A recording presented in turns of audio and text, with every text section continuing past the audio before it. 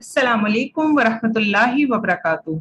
नहमदुहु व नसल्ली अला रसूलिहिल करीम, अम्मा बाद, फ़अऊज़ु बिल्लाहि मिनश शैतानिर रजीम, बिस्मिल्लाहिर रहमानिर रहीम। रब्बि इश्रह ली सदरी व यस्सिर ली अमरी वहलुल उक़दतम मिन लिसानी यफ़क़हू क़ौली। रब्बना ज़िदना इल्मा, अल्लाहुम्मा फ़क़िहना फ़िद्दीन, आमीन या रब्बुल आलमीन। आज का हमारा स्पेशल लेक्चर एक नहायत ही स्पेशल महीने के लिए है, जिसका नाम है मुहर्रमुल हराम। अल्लाह सुब्हाना व तआला ने हमारे दीन में कुछ दिनों को, कुछ महीनों को, कुछ औकात को बहुत खास बनाया है। इस सिलसिले में हमें नबी पाक सल्लल्लाहु अलैहि वसल्लम की कुछ अहादीस भी मिलती हैं, क्योंकि कुछ दिनों को और कुछ महीनों या कुछ औकात को जो खास रखा जाए, तो इसमें भी अल्लाह के नबी सल्लल्लाहु अलैहि वसल्लम की खास तौर पर हमें गाइडलाइन मिलती है। इन खास महीनों में एक महीना मुहर्रमुल हराम का महीना भी है। अगर हम इस इस्लामी कैलेंडर के पहले महीने के बारे में नबी पाक सल्लल्लाहु अलैहि वसल्लम की तालीमात को देखें, तो सिर्फ बुखारी और मुस्लिम में ही हमें 50 से ज़ायद अहादीस मिलेंगी। तो आए फिर इस महीने की इतनी अहमियत है, तो हम देखते हैं कि इसमें कौन से ऐसे काम हैं जो हमें करने को कहा गया है। इस महीने की फजीलत की वजह से इन कामों का जानना हमारे लिए बहुत ज़रूरी है, ताकि हम भी इस महीने से पूरी तरह से फ़ायदा उठा सकें। अल्लाह सुब्हाना व तआला सूरत तौबा आयत नंबर 36 में फरमाते हैं कि बेशक महीनों की गिनती अल्लाह के नज़दीक 12 महीने हैं, जो कि अल्लाह की किताब में है। जब से उसने आसमान और ज़मीन बनाए, इनमें से 4 हुर्मत वाले हैं, ये सीधा दीन है। तो इन महीनों में अपनी जान पर जुल्म ना करो और मुशरिकों से हर वक्त लड़ो जैसा वो तुमसे हर वक्त लड़ते हैं, और जान लो कि अल्लाह परहेजगारों के साथ है। तो इनमें से 4 महीने अल्लाह सुब्हाना व तआला ने हुर्मत वाले बनाए, जबकि साल 12 महीनों का है। अब ये जो 4 हुर्मत वाले महीने हैं, ये कौन से हैं? जो कि जुल्कादा, जुल्हिज्जा, मुहर्रम और रजब है। फिर हम ये देखते हैं कि कमरी और शमसी दोनों कैलेंडर में महीनों की तादाद 12 ही है। और हुर्मत वाले 4 महीनों के बारे में हमें अल्लाह के नबी सल्लल्लाहु अलैहि वसल्लम की हदीस से मालूम होता है, जो कि अल्लाह के नबी सल्लल्लाहु अलैहि वसल्लम ने खुतबा नहर यानी कुर्बानी के दिन में जो खुतबा इरशाद फरमाया था हज के दौरान, वहाँ की पर ये हदीस रसूल सल्लल्लाहु अलैहि वसल्लम हमें मिलती है, जो कि बुखारी की हदीस है, जिसमें अल्लाह के नबी सल्लल्लाहु अलैहि वसल्लम ने फरमाया कि ज़माना घूम फिर कर उसी हालत में आ गया जैसे उस दिन था जिस दिन अल्लाह सुब्हाना व तआला ने आसमानों और ज़मीन को पैदा फरमाया था। साल 12 महीनों का होता है, 4 महीने इसमें से हुर्मत के हैं, 3 तो पे दर पे आते हैं, जुल्कादा, जुल्हिज्जा, मुहर्रम, और चौथा रजबुल मुज़र यानी एक कबीले का नाम है, जो जमादुस सानी और शाबान के बीच में पड़ता है। इस्लाम से पहले भी इन महीनों में लड़ाई करना, जंग व जदल करना हराम था। इस्लाम ने भी इस महीने की हुर्मत को बरकरार रखा। इन महीनों में नेक काम किए जाते हैं, लूट मार और जंगो जदल नहीं की जाती। अहले मक्का इन हुर्मत वाले महीनों में अल्लाह सुब्हाना व तआला के अहकामात की खिलाफ वर्जी नहीं करते थे, और खुद को भी गुनाहों से बचाते थे और अपने घर वालों को भी गुनाहों से बचाने की पूरी कोशिश किया करते थे। और अरब जाहिलियत में हुर्मत वाले महीनों का इस हद तक एहतराम करते थे कि अगर इनमें से कोई अपने बाप या बेटे के कातिल को भी देख लेता, तो ना तो वो उसे खौफजदा करता और ना ही उससे बदला लेता और ना ही उसको तंग किया जाता।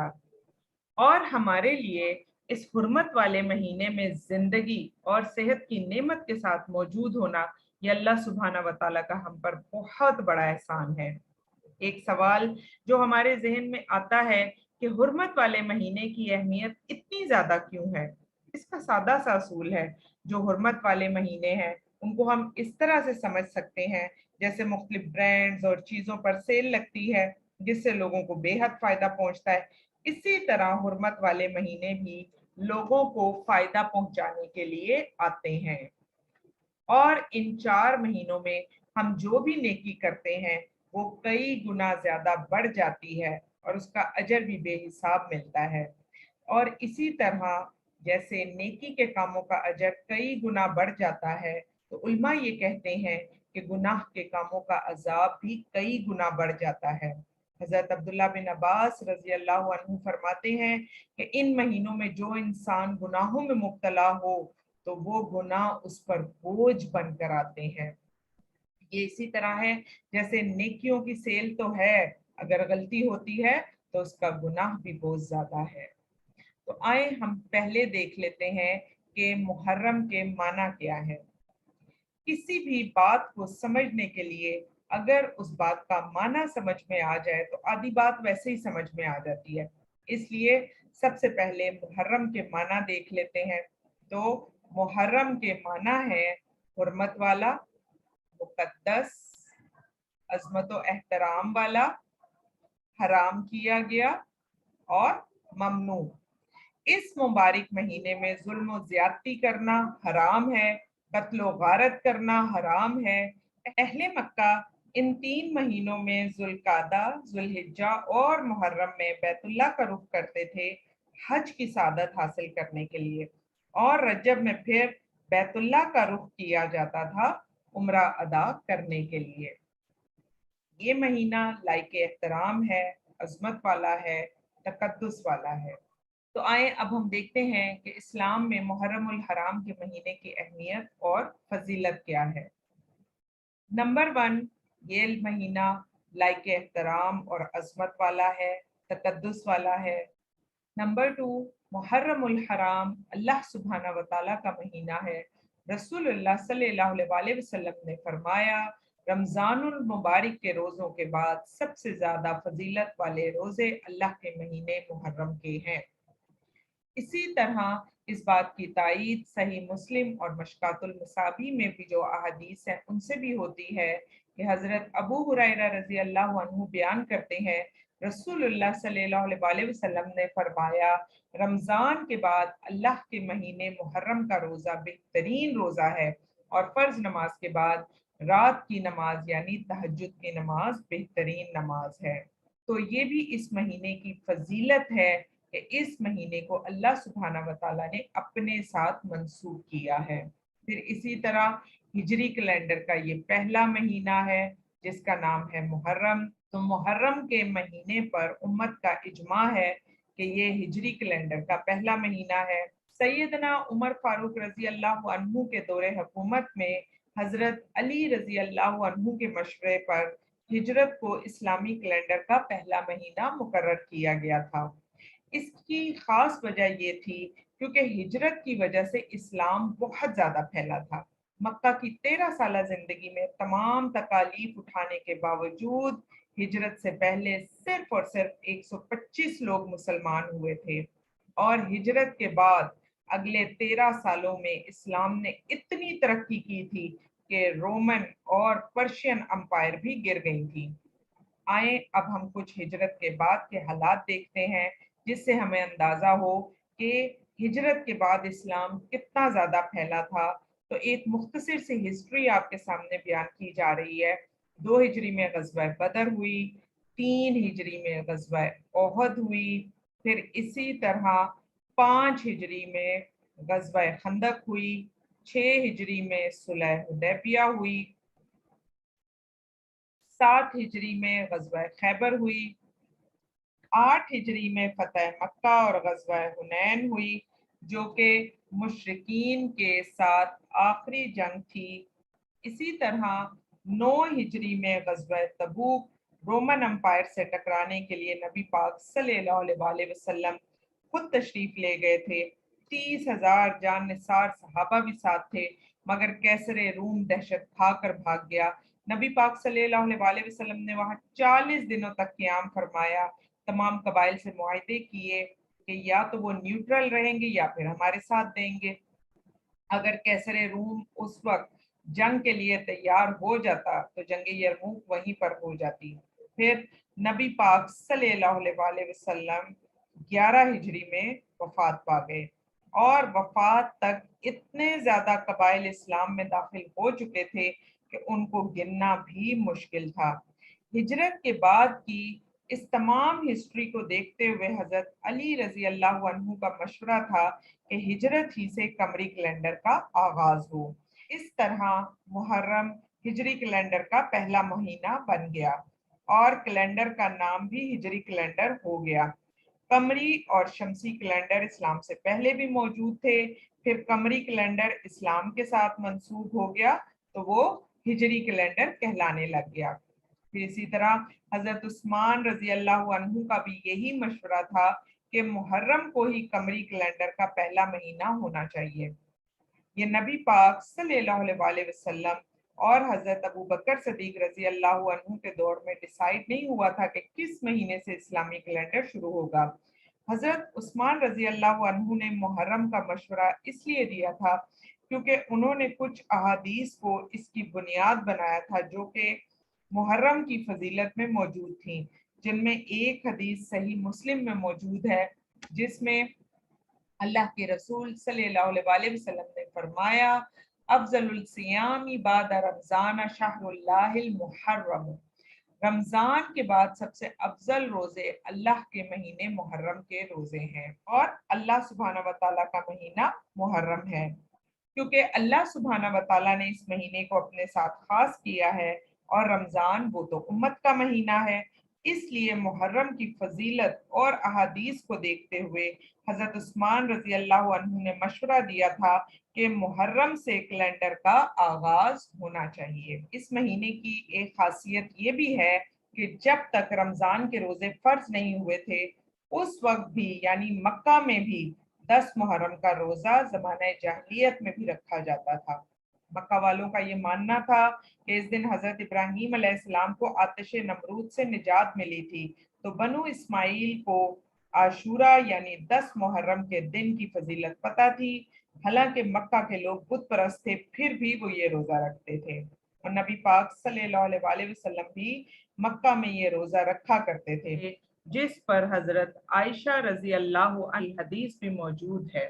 حضرت عائشہ رضی اللہ عنہ فرماتی ہیں کہ اور رسول اللہ صلی اللہ علیہ وسلم بھی نبوت سے پہلے بھی اس دن کا روزہ رکھتے تھے، اور جب آپ مدینہ طیبہ تشریف لائے تو خود بھی روزہ رکھا اور دوسروں کو بھی اس دن روزہ رکھنے کا حکم دیا، لیکن جب رمضان کے روزے فرض ہوئے تو عاشورہ کا روزہ چھوڑ دیا گیا۔ اب جو چاہے اس دن روزہ رکھے اور جو چاہے نہ رکھے۔ تو ہجرت کے بعد بھی اس مہینے کی اتنی اہمیت تھی کہ اللہ کے نبی صلی اللہ علیہ وسلم خود بھی روزے کا اہتمام کیا کرتے تھے اور اپنے صحابہ اکرام اور باقی تمام لوگوں کو بھی روزہ رکھنے کی ترغیب دلایا کرتے تھے۔ بخاری اور مسلم میں بہت سی احادیث کئی صحابہ کی زبانی موجود ہیں جس سے پتہ چلتا ہے کہ نبی پاک صلی اللہ علیہ وسلم 10 محرم کو باقی تمام دنوں پر فضیلت دیا کرتے تھے۔ اسی طرح صحیح ابن حبان میں بھی ایک حدیث موجود ہے جس میں حضرت حفصہ رضی اللہ عنہا نے فرمایا کہ نبی پاک صلی اللہ علیہ وسلم 4 کام کبھی بھی نہیں چھوڑتے تھے۔ نمبر 1 10 محرم کا روزہ، نمبر 2 عشرہ ذوالحجہ کے روزے، نمبر 3 ہر مہینے کے روزے یعنی ایام 20 کے، اور نمبر 4 فجر کی 2 سنتیں۔ اس کے علاوہ اگر ہم تاریخ کی کتابیں پڑھیں تو پتہ چلے گا کہ اللہ سبحانہ و تعالیٰ کے فیصلے کے بڑے بڑے دن 10 محرم کو ہی آئے ہیں۔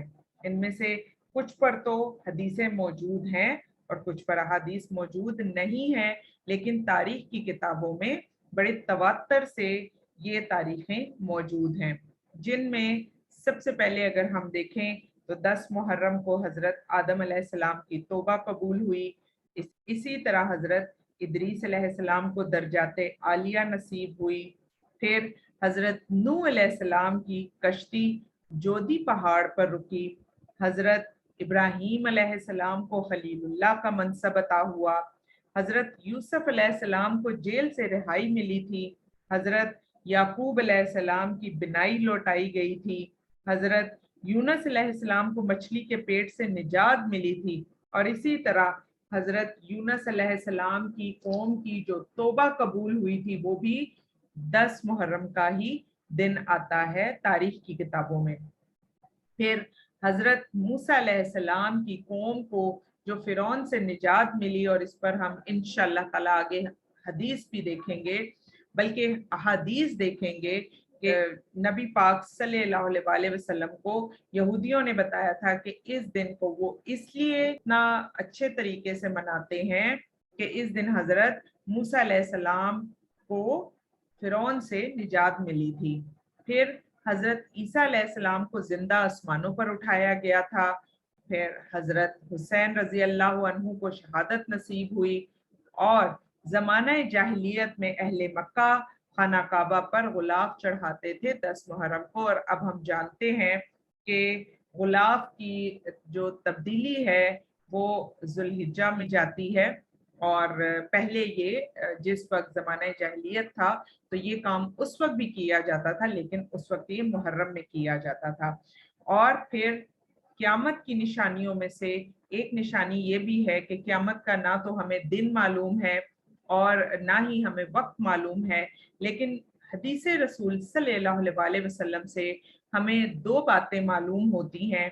एक ये कि वो मुहर्रम का महीना होगा जब क़यामत आएगी, और नंबर 2 वो जुम्मे का दिन होगा।